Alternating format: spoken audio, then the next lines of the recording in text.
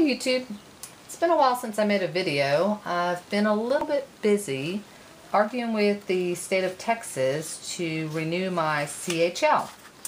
As a lot of you know, the different states have different policies on how they do the CHL. Some have, when I say policies, I guess you could say regulations really. Some states are what are called shall issue. Some states are may issue. And when it comes to the shall issue states, which Texas is one of, basically our Constitution, the Texas Constitution guarantees us the right to keep and bear arms, but it also limits the keeping and bearing of arms as prescribed by the state of Texas. So they can regulate, I guess you could call it. It doesn't really limit it, but it regulates it. And so being so, basically, as a shall permit state, they have to prove that I should not have a right to have a CHL. So in other words, I have broken one of the laws that would prevent me from being a gun owner and being able to carry a CHL, or could be perhaps that maybe I was dishonorably discharged from the military. That'll prevent you from being a CHL. And so, and there's some others. You could read the manual, but basically they have to prove that I should not be able to carry a gun in the state of Texas. In a may issue state, it works a little differently. Basically, you kind of got to prove to them, and they have to approve. And sometimes it's the sheriff's department that approves it. It works different in different states, so I'm not going to go into all of that. But basically, it's a little more controlled. So in the state of Texas, again, unless I've broken a major law, I basically send my application, or I can do it online even, to the state of Texas, and it's handled by our DPS, our Department of Public Safety. So I know that right there should tell you a little bit. But anyway, as we know, I was a CHL instructor for well, almost 5 years, and I've had my CHL license for quite some time. Well, it came time to renew, and I did the standard paperwork. Now it's just an application online. You can pay your money online, and I have a veteran status because I was in the military a long time ago. So nothing had changed. Everything about my status was the same. That was all the same stuff that I applied with originally. Okay, so there was no change in my status, as I said. So basically, the renewal process should have been really easy. And my husband's was coming up due in September, and his went very smoothly. He did, online application, paid his $45 through their online payment, and so everything went just fine in about 3-4 weeks, maybe at the most. He had his renewal license in the mail. A friend of mine who is oh, what do you call it? She was previously from another country, but she got her American citizenship. So I guess she's a naturalized citizen. Is that how you say it? And no problem with hers. She sent hers off, got her renewal back quickly. Her husband sent his off, got his back quickly. And I got my notice 6 months beforehand, because that's the way Texas does it. They send out a notice and 6 months beforehand so that you can start the renewal process. Okay? And with everything being online, they say at most it shouldn't take more than 6 weeks. Okay, so long story short, I started my process in January, and my license was actually expiring next month in June. So I thought, well, that's 6 months. That should be plenty of time, because another thing, the way it works in the state of Texas, I could still do a renewal process up to 1 year after my license expires, but I cannot carry in that time that it is expired. I just don't have to do a whole new licensing process. So anyway, went through and did the online process and paid online, just like my husband and all my friends, and thought thought everything was good to go. Figured anywhere from a month to 6 weeks I would be getting my license in hand. And instead, roughly, almost 2 months down the road, I got a letter from the state of Texas saying that my fingerprints were not valid and they wanted me to redo them. So I was like, what? Why would my fingerprints not be valid? I had them done digitally when I did my, well, put it this way, I had them done multiple times digitally, in which they rejected them multiple times. So and I have a skin condition on my hands. So I went to my doctor and got a letter from my doctor, and then went to the police department, and the police department did my fingerprints and signed a letter verifying that it was me. So then they took it. Well, then they said, oh no, we need new fingerprints from you, okay? So, and they have to be done digitally again. So I went to what is called, we call it L1 Services. I think they just changed their name. And I got an appointment to get my fingerprints done again. Okay, so letter 1 came, my application was done in January. Letter 1 came March 13th. Scheduled the fast fingerprint, and then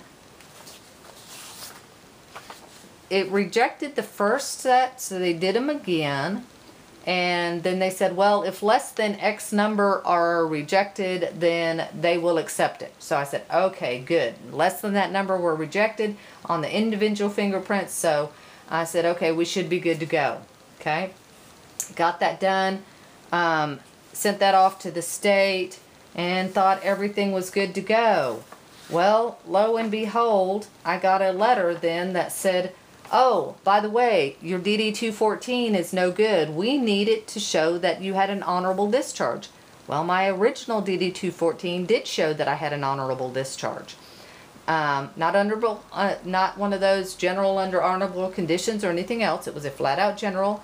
And so I sent them another copy of my DD-214, in which now you have to remember the DD-214 is, goodness gracious, going on 25 years old almost, so a little bit faded, but I went ahead and I sent it to them, and they said, well, no, we can't read that. So DD-214, can't read that. Okay, so I said, well, not a problem.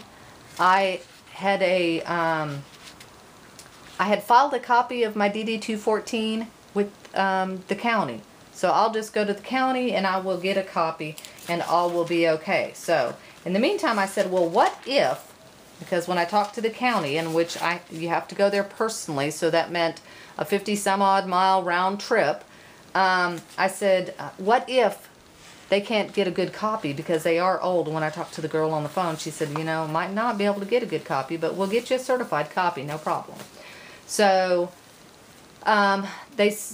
you know, that was my question. So I tried to call the state and I got no answer. They didn't even answer the phone. They would say, due to the volume of calls, we cannot take your call right now, and it would just disconnect you. So, you know, and that was multiple times. I called time and time and time again, and I tried everything, hitting zero, trying to get around it, and it just wouldn't work. And they do have it where you can email them, so I sent multiple emails, and I never got anything back other than a generic email. I wanted to know why, when they already had this information on me, were they requesting that I do all this information again when it wasn't requested of anybody else that I know that had done a renewal. And no answer. Just the standard, we have received your email and we will contact you.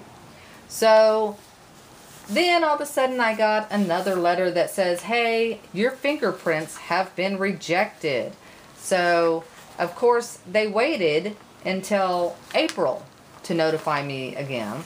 So I went again and got my fingerprints done yet again as a retake. And again, they rejected the first couple of them. And then on the last one, the girl said, well, it only rejected one individual finger. They always take it if it's less than 4 or 5, I can't remember, individual fingers. So she said, you know, I pride myself on being the best at this. And I said, okay, wonderful.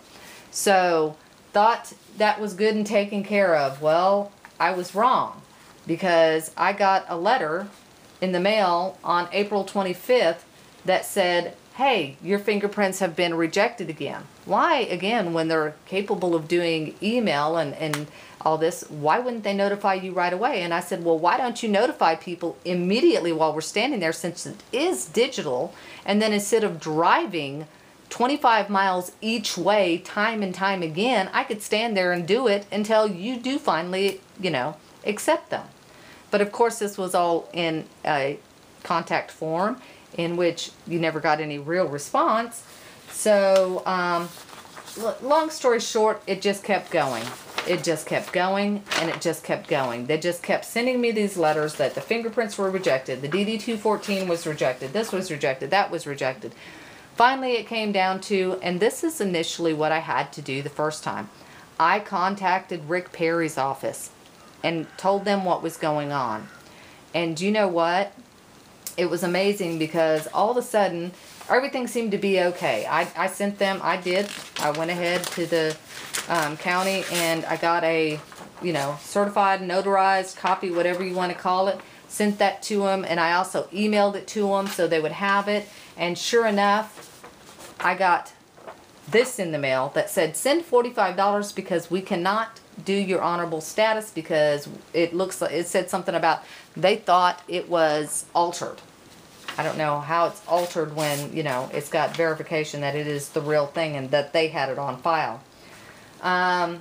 So anyway, I was just at the point where I was just going to have a fit when I got this letter. And the very same day that I got this letter that said it was rejected, my CHL license came in the mail. I mean, I was just flabbergasted. I'm like, what? And if that wasn't enough, the day after I got my CHL in the mail, I got yet another letter from the state saying that my fingerprints and my DD-214 had been rejected. So it's more like, it's not a shall permit, may permit, it's more like won't permit. And they seem to be pretty specific about who they choose to do these things with, but I don't give up that easy, and I fought them for basically, seeing as my license just came last week, almost 5 months. Well, almost 5 months to the day, as a matter of fact. And but I got my license, so keep that in mind. Know what your rights are, and if you have to, you have elected officials. Make them work for it. Make them do it. And I have to give kudos to Governor Perry's office, because the 2 times that I contacted them, and it may seem trivial to some people, but as I told the governor's office, he likes to have the right to defend himself. I like to have the right to defend myself. And when there is no reason, mind you, I have not even had a speeding ticket in years. I have broken no laws. I mean, not even a minor infraction. So how is it that it would take so long and be so difficult to get my license in a shall permit state? That's the question. But both times, like I said, when the letters went off to Governor Perry's office, it was very quickly rectified, and I'm very happy about that. I'm only hoping, my license is good for 5 years, so I'm only hoping that this will not happen again. That the next time they will actually do what they're supposed to do. So I'll have a little bit of faith, and I hope it's not being misplaced. So anyway, shall permit, may permit, or won't permit. You decide, and you keep on them. Don't let them take your rights.